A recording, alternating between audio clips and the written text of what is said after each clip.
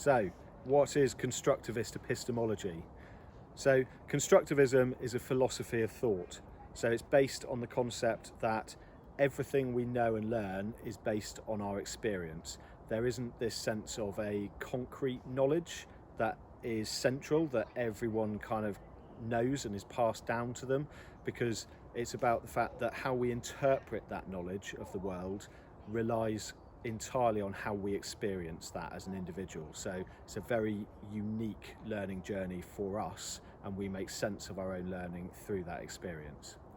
Epistemology is the philosophy of knowledge. It's how we know something. So when we put it all together, constructivist epistemology is a philosophy of knowing through experiencing. It sits alongside other kind of philosophical tools such as metaphysics, ethics and logic as areas of philosophy upon which we can build a constructivist curriculum.